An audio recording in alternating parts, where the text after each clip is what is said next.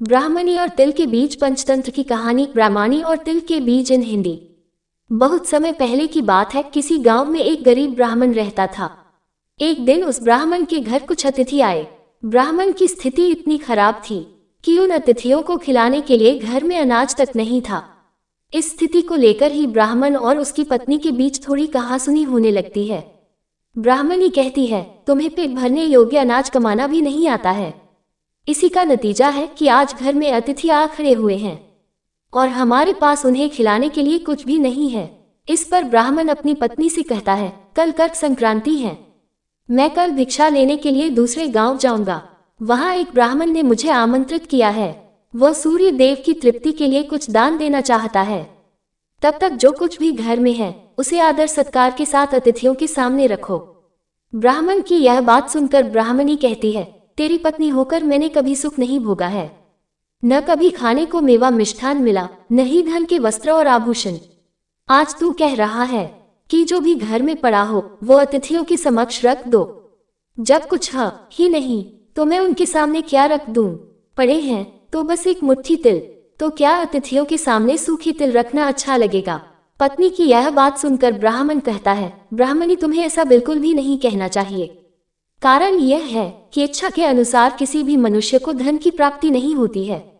जरूरी है तो पेट भरना, और पेट भरने योग्य अनाज तो मैं ले ही आता हूँ। अधिक धन की चाहत अच्छी नहीं, ऐसी इच्छा का तुम्हें त्याग कर देना चाहिए। अधिक धन की इच्छा के चक्कर में मनुष्य के माथे पर शिखा बन जाती है। माथे पर शिखा वाली बात सुन ब्राह्मणी बड़े ही आश्चर्य से ब्राह्मण से पूछती है, अधिक धन की इच्छा में माथे पर शिखा हो जाती है? मैं कुछ समझी नहीं, जो भी कहना है खुलकर कहिए। ब्राह्मणी के इस सवाल का जवाब देने के लिए ब्राह्मण अपनी पत्नी को शिकारी और गीदड़ की एक कहानी सुनाता है। एक दिन एक शिकारी जंगल में शिकार की खोज कर रहा था।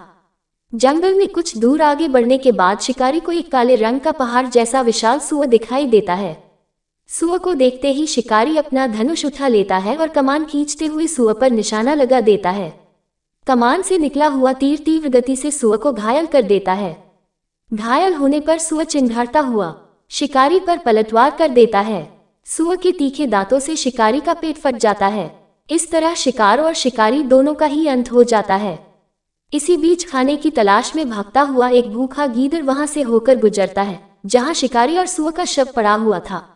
बिना मेहनत इतना सारा भोजन देख गीदड़ मन ही मन बहुत खुश होता है और मन ही मन सोचता है कि आज तो ईश्वर की बड़ी कृपा हुआ, जो इतना अच्छा और अधिक भोजन एक साथ मुझे मिला है।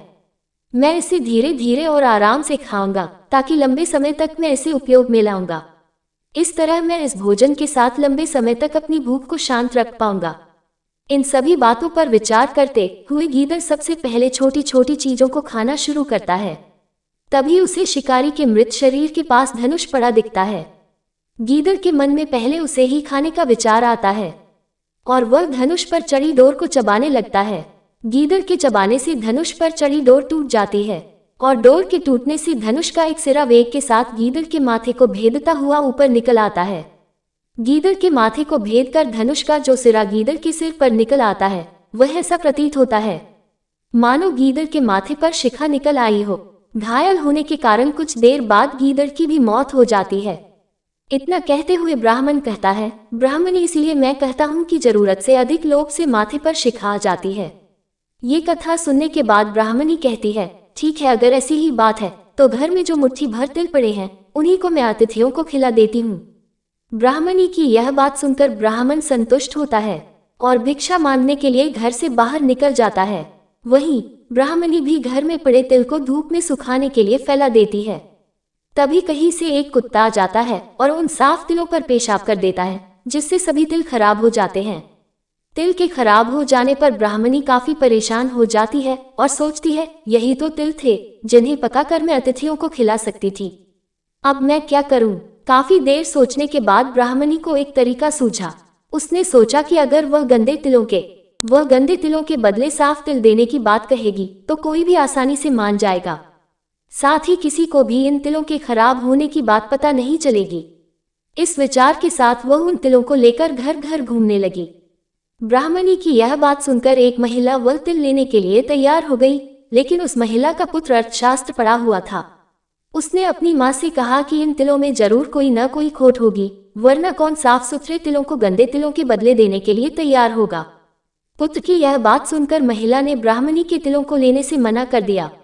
कहानी से सीख, हमारे पास जो भी होता है हमें उसी में सुखी रहना चाहिए। किसी के पास ज्यादा चीज देखकर दुखी नहीं होना चाहिए।